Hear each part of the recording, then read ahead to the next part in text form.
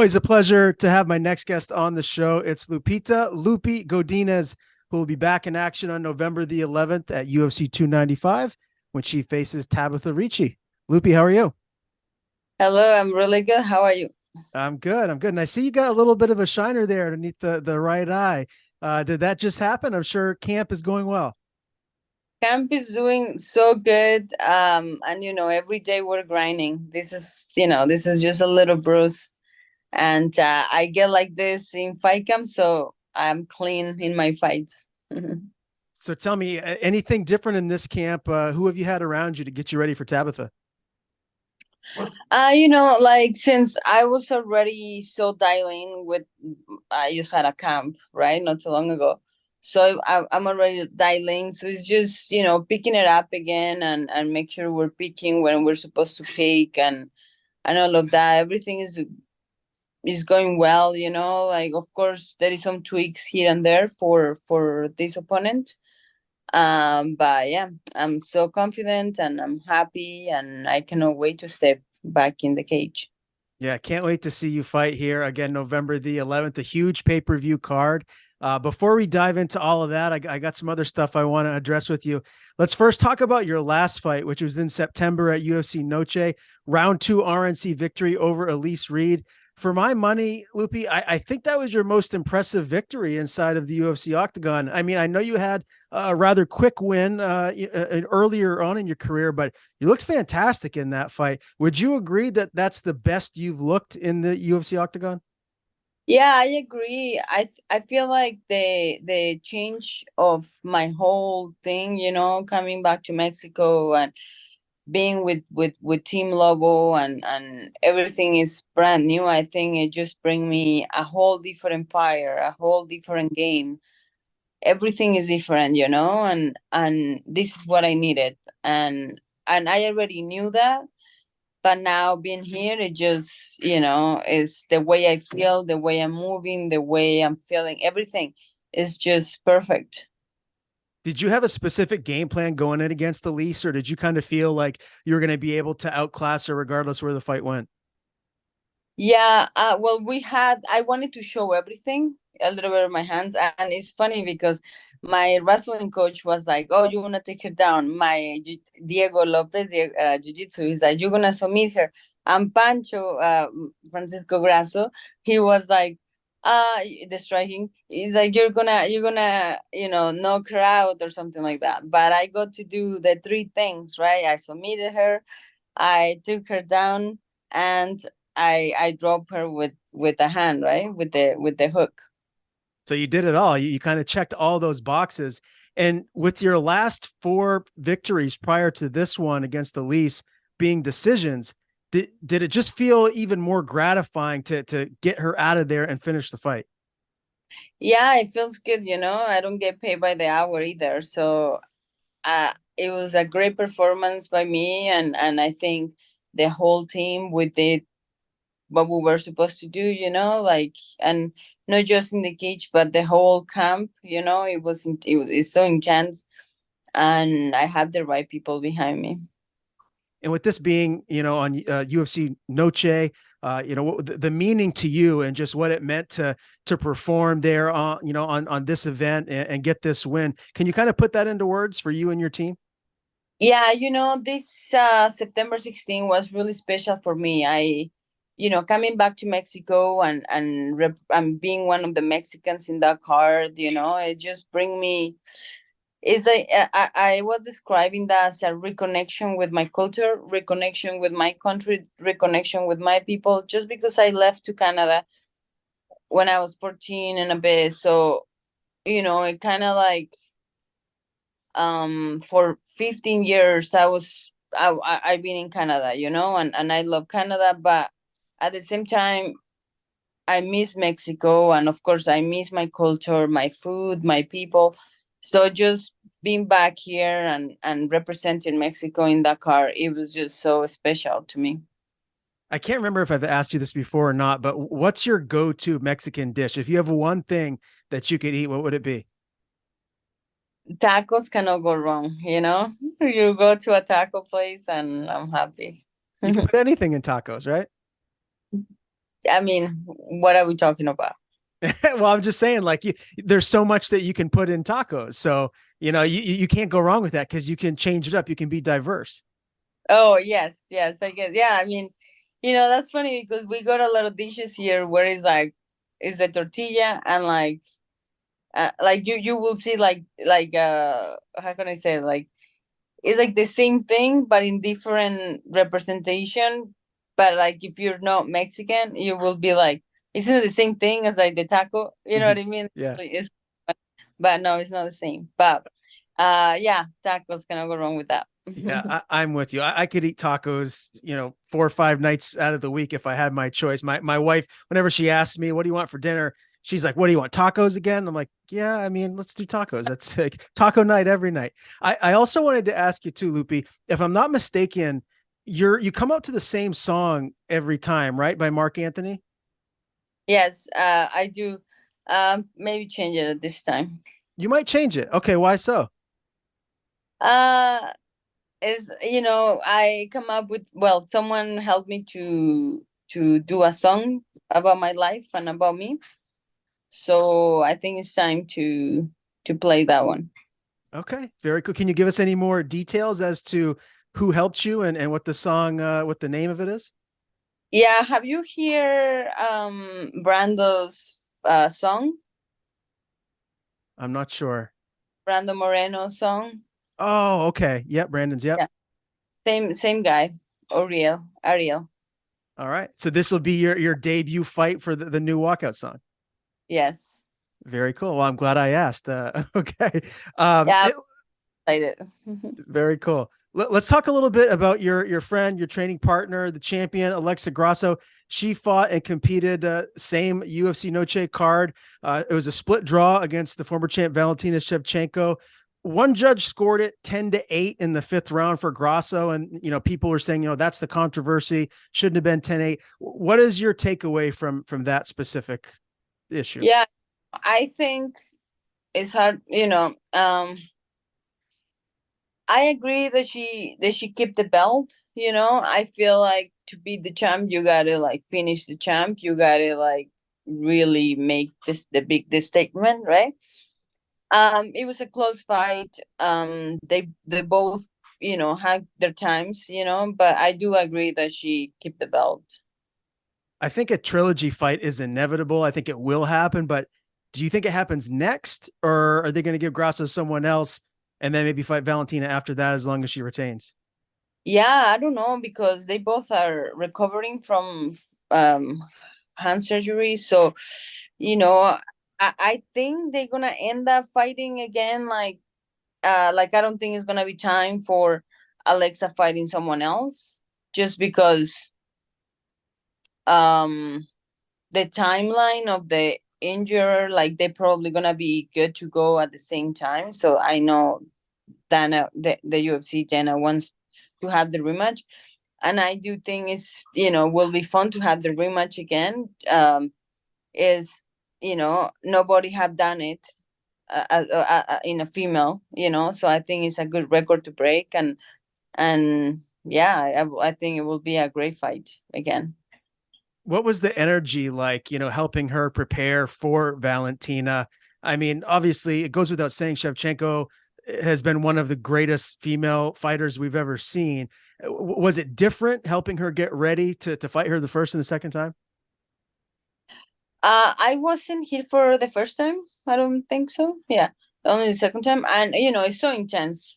But the training here is always intense. Fight or no fight, always intense and always hard work. So like if we have like so many fighters in the gym that they don't have a fight, or some of them are not even fighters and they are working hard or harder, you know what I mean, because like everyone has to be on point so we can win the fights or we can win the belts, you know what I mean. So it's great. So with your last fight again being in September, you're back in camp already. Did you have a chance to take a break and do anything fun outside of training, or has it just been all MMA all the time? Yeah, after September fight I went to Ontario to visit some family, and then I I was there for 3 or 4 days, I believe. Then we flew to Vancouver, and I was there for, so I spent the night, and the next day in the afternoon, I get the call for this fight. So it's back to being like, okay, I gotta book the ticket. I'm going back to Mexico. Now I have to, make sure everything is in order so I can leave like in the next few days. You know what I mean? So it's been busy. It's been busy. But I love it. I love it. This is my job. This is my hobby. This is my life. And you know, I love it. I'm happy doing this. Yeah, no doubt. Well, can't wait to see you back in there. When you look at the top of the strawweight division, obviously Weili Zhang is the champion. She had that defense most recently over Amanda Lemos. Is there someone specific right now that you feel like is the biggest threat to dethrone Zhang, or do you feel like right now the top five is maybe not up to getting a win over her? Let's see. I think she's really, like, she's really well rounded.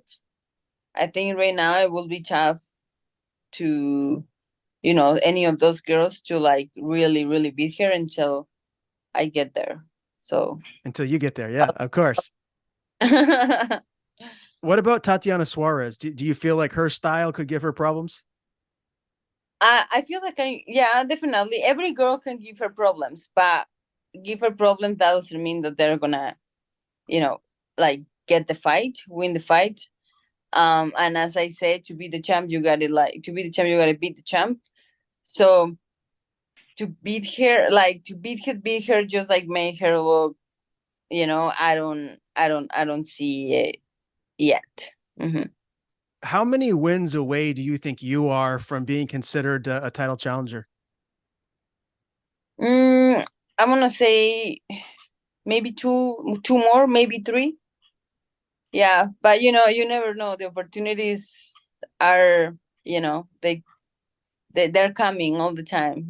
Seems like attracting them. So you never know. You're manifesting them, no doubt. And you're in the top 15 now. Last time I checked, you were ranked number 13. You're known for taking short notice fights, but now that you're in the top 15, are you going to be a little bit more careful about taking short notice fights? Do you want to have full camps to get ready for this higher level opposition? Well, I just did it again Mm-hmm. for this one. But you know what? It's not about the short notice. It's about what I'm like. I just had a fight. I'm in shape. I'm good to go. Like as soon as I finished the fight, that was good to go right away again. I had no damage. So it all depends where I'm at. And I don't know if they call me and it's like, hey, you want to fight for the belt in 5 weeks or 4 weeks? Do you think I want to say no? Right.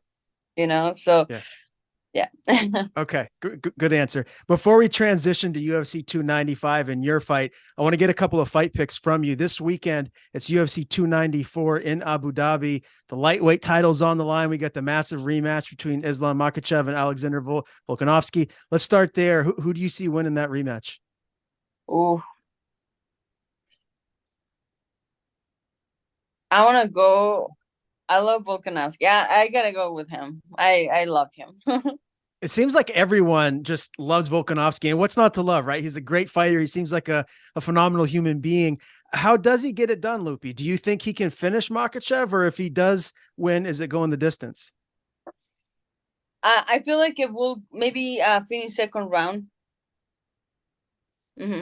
So he's coming guns blazing. He's going to TKO Yeah, him. You're predicting. Okay. All right. I love it.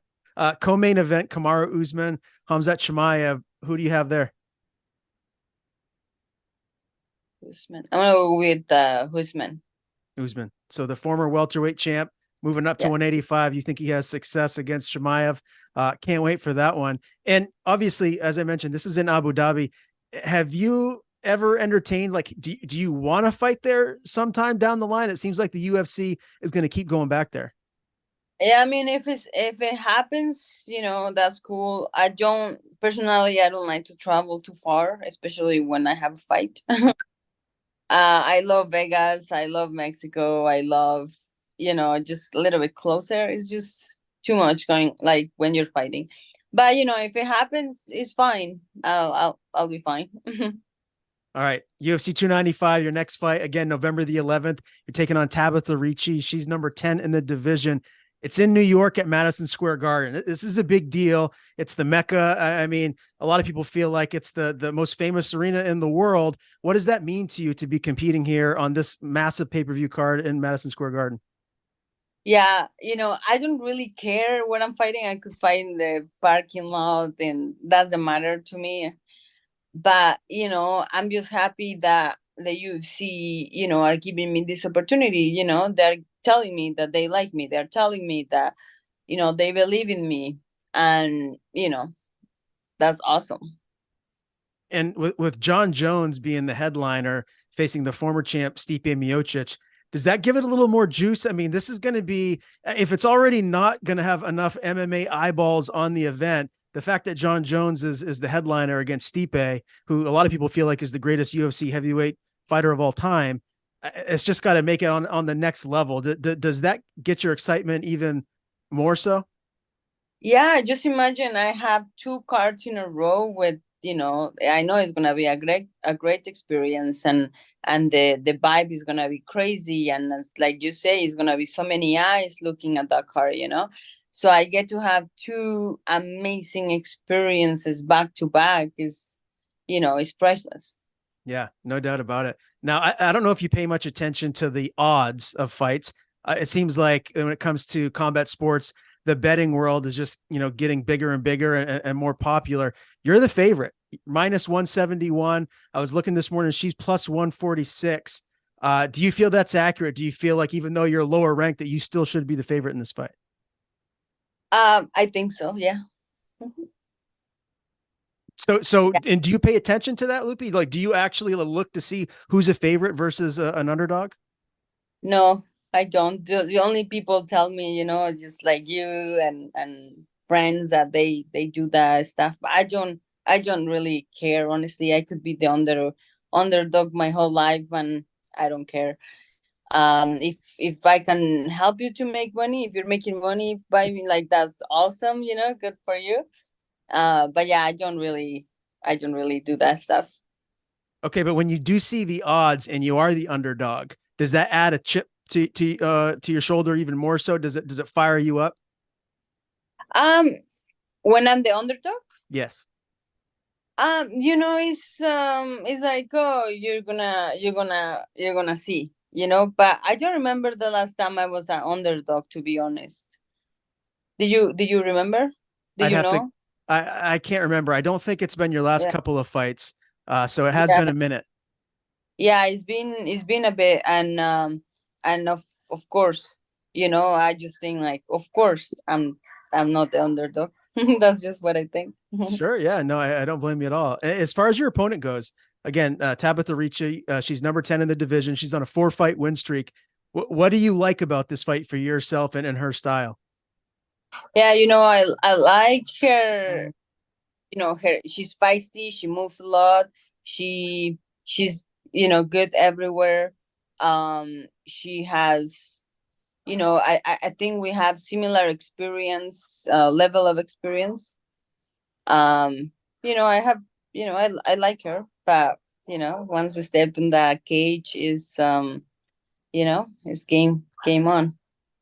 Her last loss was to Manon Fiorot back in 2021. Did you learn anything from that fight? I'm sure you've watched it. Is there any takeaways that stood out to you? Yeah, we have seen mm, a lot of things that we can take advantage of. um yeah. Do you see this fight going, deep into the fight, maybe the third round, or are you anticipating another finish for yourself? I think I'm gonna finish her. I think, of course, we're ready for 3, 5, 6, 10 rounds, doesn't matter. But of course, I want to get the finish, and we're going for the finish. And beating your opponent here, Tabatha Ricci, if you do that, where do you think that positions you here moving forward? Obviously, you would jump her. She's ranked number 10 right now. Does this get you that marquee fight that, potentially puts you right in the mix for a title challenger? Uh, Probably. I don't. As I say, I don't really care. Of course, I want to fight for the belt. Of course, I want to be the champion. But right now, Tabata is the only face, the only thing I can see. Let's see what happens. After this fight, where I'm at, who they give me next. Same thing with when I fought Elise Reed. I didn't know I was gonna be ranked after that fight. Um, but now here we are. Last question from me here today. 2024 goals. What are they? What is it that you want to accomplish in the new calendar year? Yeah, I would like to have my whole my like that would be like just winning whatever fights they give me, fight as much as they want me to fight or I can fight, and get closer to the belt by the end of middle of the year, get closer to the belt, and hopefully by the end of the year, hopefully be knocking the door asking for I'm here. Let's do something with the belt. Let's have a new challenger. I love it, Loopy. Always great talking to you. Excited to see you back in action. Again, it's November the 11th at UFC 295. Before we do sign off, as always, I want to give you the floor. If there's anyone you want to thank, anything you want to plug, the floor is yours. Yeah, well, thank you so much for doing this. And all my teammates, my team, my coaches, everyone that is following me and send me a bunch of messages, my family. I have a big, big support back home and here. And I'm just, so thankful to have all of those people around me.